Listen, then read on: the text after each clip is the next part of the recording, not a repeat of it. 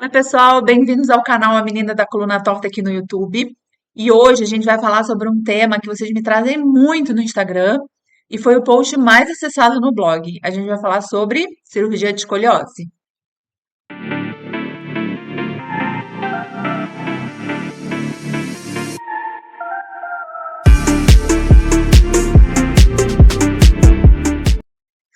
Então, para a gente começar falando aí sobre a temida cirurgia da escoliose, né? Porque ela não deixa de ser um receio para todo mundo, apesar da gente ter evoluído muito aí nas técnicas cirúrgicas, ainda é uma cirurgia de grande porte, ainda é uma cirurgia que tem dor no pós-operatório, né? Então a gente evita uma cirurgia complexa.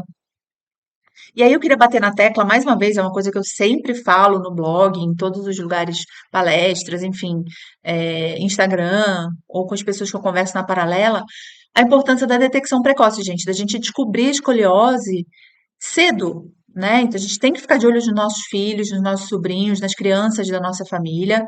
A gente tem que ficar de olho vivo neles, porque principalmente na fase aí da pré-adolescência, que a escoliose idiopática, que é a sem causa definida, ela começa a surgir. E é a maioria dos casos, né? 80% dos casos, mais ou menos, são de escoliose sem causa. Elas surgem aí na pré-adolescência, né? Ou até aí no iniciozinho da adolescência. Então, assim que você reparar que tem algum desvio, algum desnível, alguma coisa, é importante fazer a avaliação clínica, levar num ortopedista, tá? Para que, se for detectada a escoliose, fazer um tratamento conservador, com exercícios específicos de fisioterapia e, se for o caso, colete ortopédico. Aí vai depender muito aí da avaliação médica. Então, com a detecção precoce, a gente consegue evitar quase que 70% dos casos de cirurgia, para vocês verem como que é importante a gente realmente ter esse olhar aí nas crianças. Então, esse é o primeiro ponto que eu queria falar com vocês sobre a questão da cirurgia. E o segundo é o seguinte, qual é a hora de operar, né, gente? Vocês me perguntam muito isso, né? Mães que descobrem a escoliose naquele momento das filhas, ficam desesperadas, achando que já vai ter que ter a cirurgia, e não é bem assim. Aliás, é o contrário disso, né? A grande maioria, isso, como a gente já falou, se for tratado de forma conservadora, na hora certa, do jeito certo, vai conseguir fugir de uma cirurgia. Mas, enfim, fez todo o tratamento conservador e se descobriu que a escoliose é uma escoliose progressiva, que ela não vai parar de crescer nunca, mesmo depois do fechamento do crescimento, que foi o meu caso, né? Eu usei colete, eu fiz exercício, não tinha fisioterapia específica na época, mas eu e minha família, a gente fez tudo o que a gente podia. E aí, qual é a hora de operar? É claro que vai depender de caso a caso, né? Tudo depende aí da avaliação do ortopedista, isso é muito importante frisar. Porém, por protocolo, acima de 45, 50 graus é considerado já uma indicação cirúrgica. Mas foi como eu falei, tudo depende da maturidade esquelética do paciente, do que o médico vai avaliar, né, nos exames de imagem. É, eu operei com 60 graus, com 18 anos. Eu comecei a minha escoliose aí com 28, eu tinha 11. Como eu disse, eu usei colete.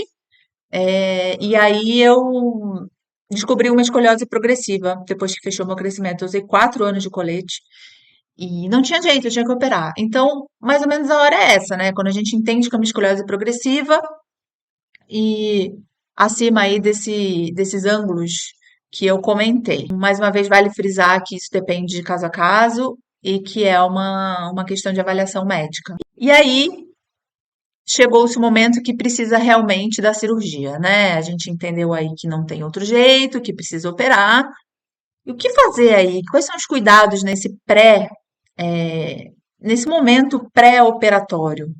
Tem algumas coisas, mas o mais importante é ter uma equipe multidisciplinar mesmo cuidando desse paciente. Então, a gente não está falando só de ortopedista e de cirurgião, a gente está falando de nutricionista, que precisa fazer um acompanhamento mesmo, balanceado aí da alimentação desse paciente que vai passar por uma cirurgia de grande porte. A gente está falando de psicólogo, porque não é fácil encarar uma cirurgia. A gente já encarou, considere que a gente já encarou anos de escoliose aí em alguns momentos, né? Em alguns casos, de colete, de fisioterapia. Então, um acompanhamento psicológico é muito importante. A gente está falando também de fisioterapia, né? Dos fisioterapeutas que nos acompanham, a importância de continuar a fisioterapia nesse momento pré-cirúrgico. Então, são alguns profissionais aí envolvidos que a gente precisa ter por perto nesse momento tão importante na vida do paciente de escoliose. Outro ponto muito fundamental aí nesse momento de pré-cirurgia é o apoio familiar e o apoio dos amigos. Sem isso, a gente não consegue ficar tão confiante, tão forte aí para o dia da cirurgia, né? A gente precisa desse apoio, esse apoio é fundamental. Estejam com seus filhos, conversem de forma aberta, clara, tirem todas as dúvidas que eles tenham.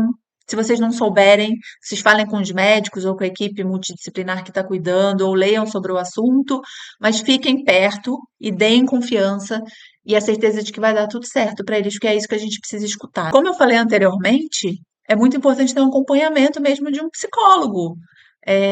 Nesse momento aí que a gente precisa encarar essa, né? Então, esse é um ponto importante que eu também sempre bato na tecla. Eu não fiz terapia na época, eu me arrependo porque depois da bomba explodiu, né?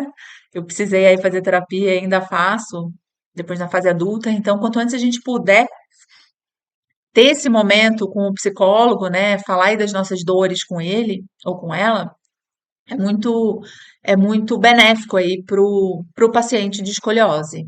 Então, gente, terapia é muito importante nessa fase.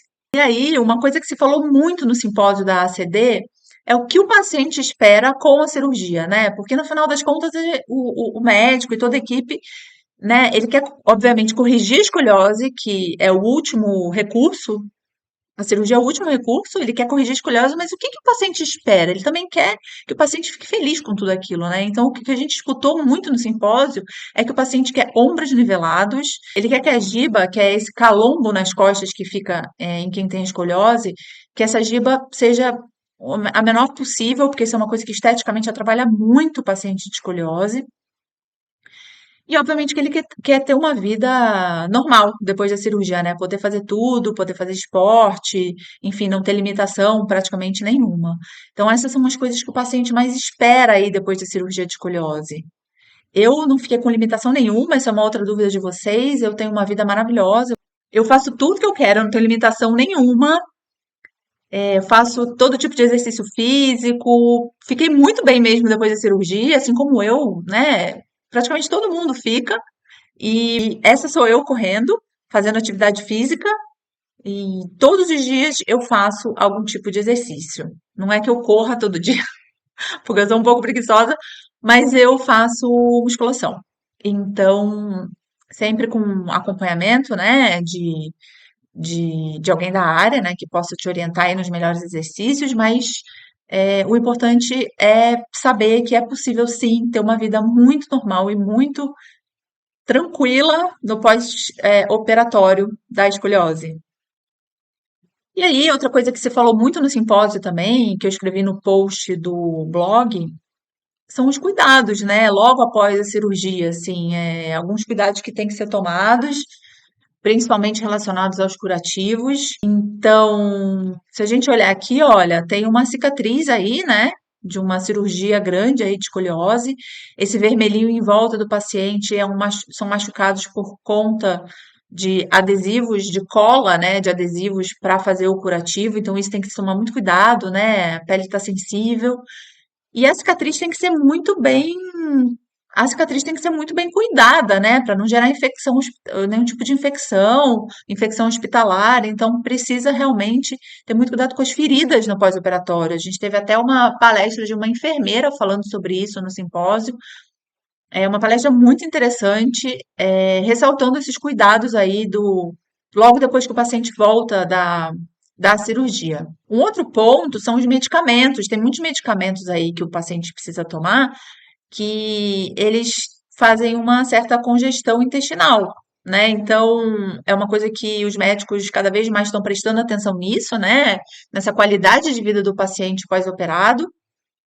E, e isso é muito legal de ver, né? Essa humanização mesmo.